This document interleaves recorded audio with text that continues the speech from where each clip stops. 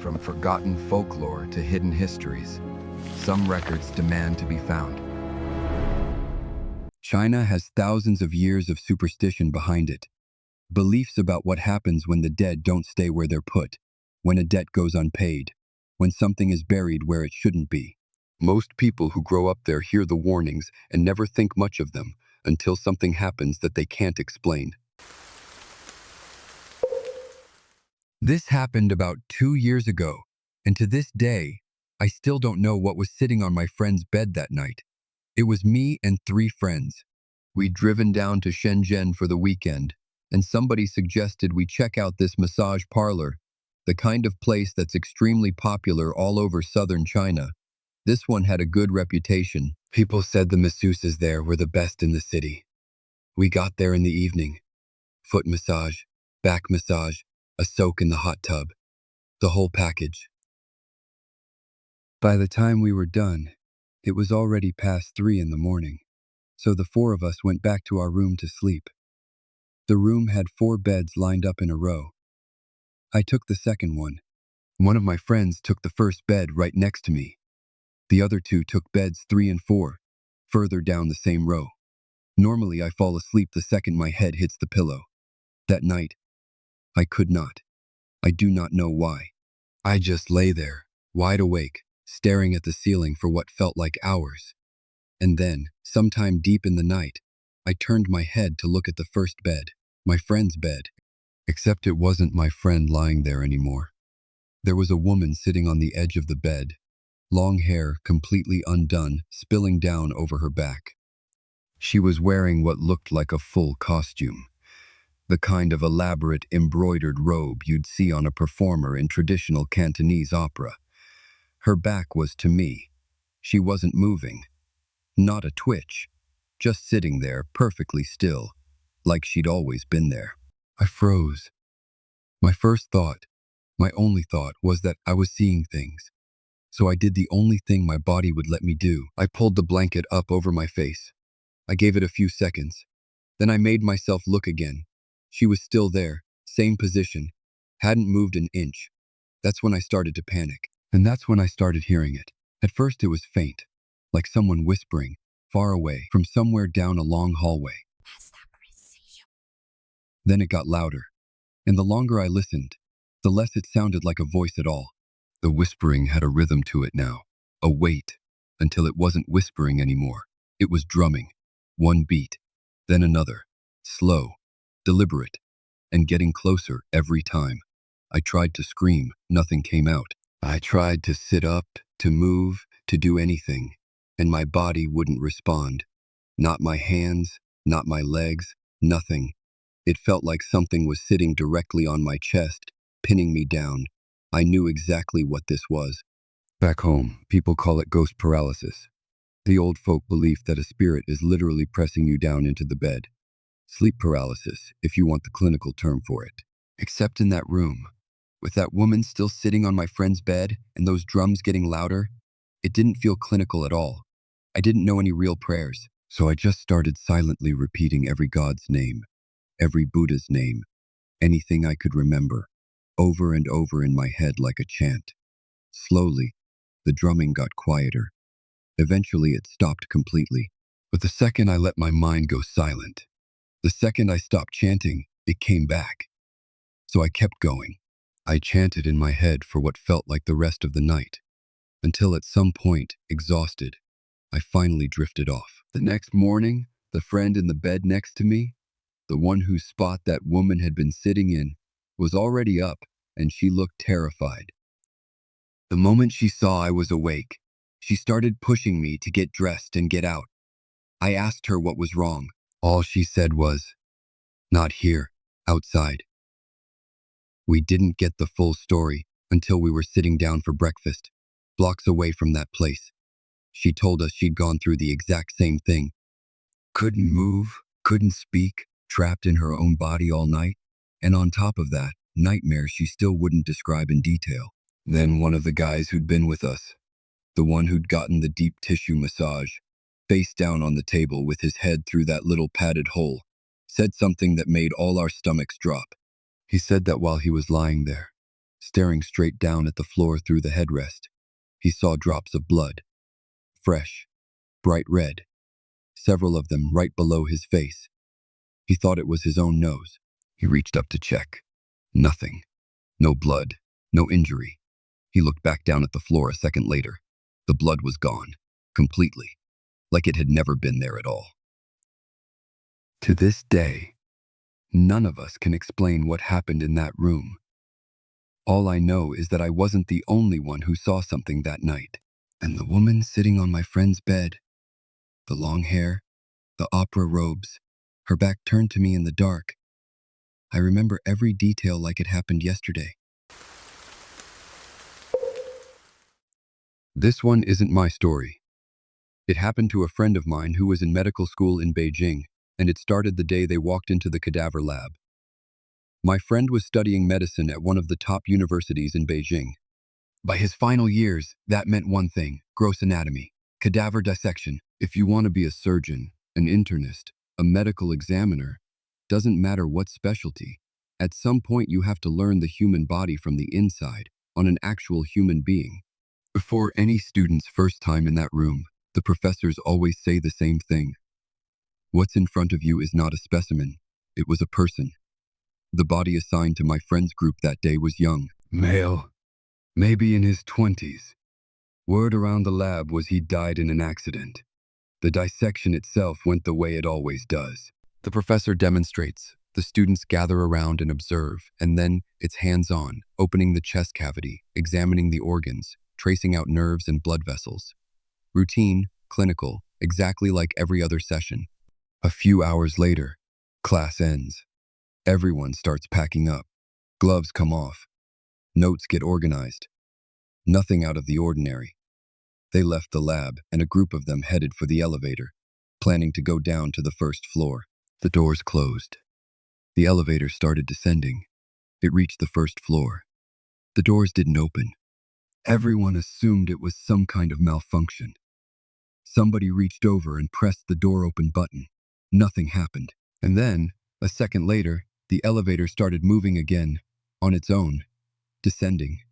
Nobody had touched a single button. The space went dead silent. Nobody said a word.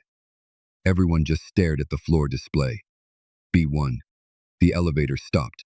The doors slid open. On the other side was the morgue. Cold, white fluorescent light spilling down a long corridor.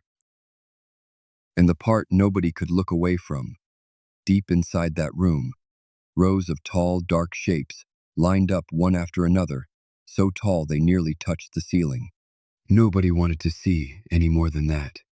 Someone slammed the closed door button. The doors shut, and the elevator carried them straight back up to the first floor. It wasn't until they were outside the building that anyone could breathe again. But no one wanted to actually talk about what they'd seen. They were medical students, after all. Rational, logical people. It was probably just the lighting. Probably just morgue equipment stored in there. Probably their own minds playing tricks after a long day elbow deep in a cadaver. That was the story everyone silently agreed to believe, and the day seemed to end there. Except the strange part hadn't happened yet. That came later that night. My friend lived alone. He got home close to midnight, sat down at his desk, and opened his laptop. He didn't bother turning on the lights. The only thing lighting the room was the cold blue-white glow of the screen. The night got later. The apartment got quieter. And then, out of nowhere, he heard something behind him. A sound like fabric snapping through the air. Fast, close, like something had just rushed past him from behind. He spun around. Nothing there. The door was shut. The window was shut too. He sat there for a few seconds, then shook his head, told himself he was just exhausted, shut the laptop, and went to bed. Within minutes, he was asleep. Sometime later, he woke up. Or more accurately, his mind woke up. His body didn't. He couldn't move his fingers, couldn't move his legs, couldn't even open his mouth to make a sound. He knew immediately what this was. Sleep paralysis, or as the old folk belief puts it, a ghost pressing down on you while you sleep. Lying there in the dark, unable to move, time seemed to stretch out endlessly, and then he heard a voice. close to his ear. It wasn't loud. If anything, it was calm. No anger in it. No malice. No threat at all. Just quiet. And it said one sentence. "Thank you for looking at me." My friend told me that his first reaction wasn't fear. It was confusion. Because the voice hadn't sounded like it wanted to hurt him. It sounded like it meant it. Like someone genuinely, sincerely grateful. The second those words finished, whatever had been pinning him down let go. He could move again. The room went quiet, and it stayed quiet. To this day, he still doesn't know if that voice was a hallucination, a dream, or something that was actually there with him in that room. But every time he tells this story, his mind goes back to that young man on the dissection table earlier that same day. A body with no name attached to it in that room. No story. Nobody there even knew what kind of person he'd been when he was alive.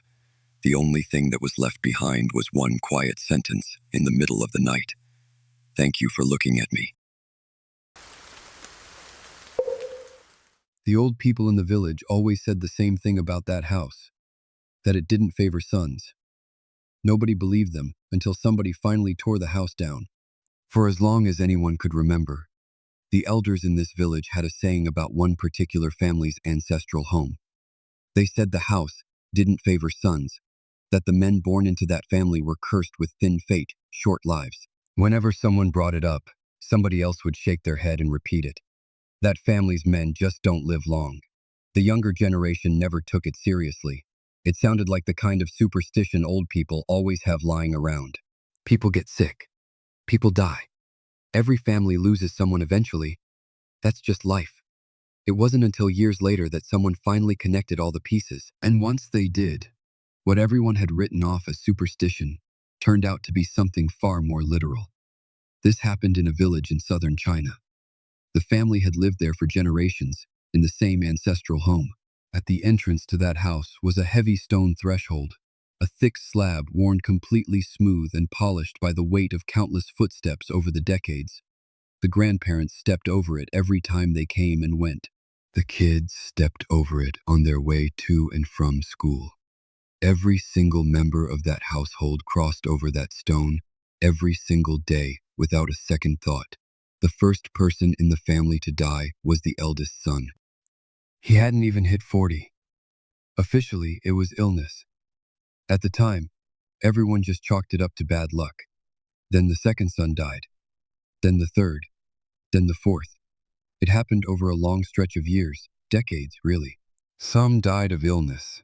Some died in accidents. Some just died young suddenly, with no clear explanation. Every time it happened, the village would mourn for a few days and move on. Nobody thought to connect any of these deaths to each other. It took a very long time before anyone noticed the pattern.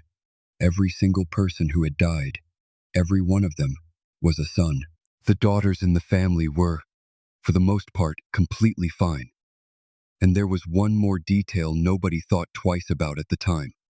One man in that family who grew up in that exact house, who crossed that exact threshold every single day of his life, who lived under that same roof his entire childhood, never had a single problem. Not once. Back then, nobody thought that was strange either. Some people just have good luck. Some people don't. You can't explain fate. Years passed, decades passed. Eventually, the older generation had all passed on, and the family decided it was finally time to tear down the old house and rebuild.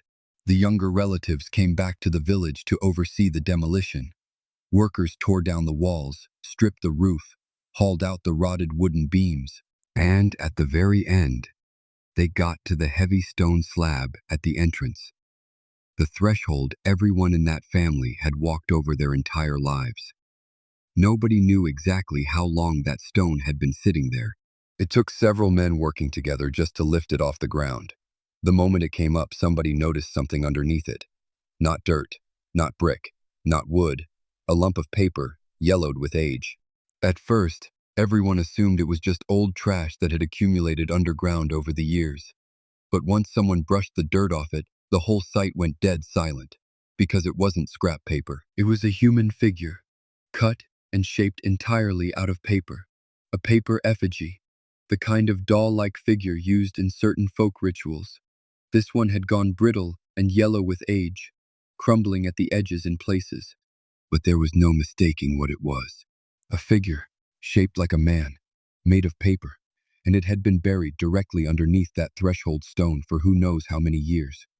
Somebody's face went white on the spot. Word reached the village elders fast, and they came rushing over to see it for themselves. According to the old local beliefs, burying a paper effigy underneath a household's threshold is one of the most vicious curses you can put on a family. The threshold is the one place every single person in that house has to cross every single day, without exception. If somebody plants something like that there, it was never meant for just one person. It was meant for the entire family. And here's the detail that made everyone's blood run cold. The paper figure was shaped like a man, and for generations, the only family members who kept dying one after another were the men. As the stone was being hauled away, one of the relatives suddenly remembered something. Every single person who had died over all those decades was a biological son of that family, born of that bloodline. And the one man who had lived his entire life in that house crossed that same threshold every single day and never once got sick or hurt or died young, was the one person in the family who'd been adopted. History only leaves us the fragments. The rest lives in the shadows. Thank you for exploring these dark corners with me tonight. If you enjoy where folklore meets history, hit that like button and subscribe to join the circle for our next tale.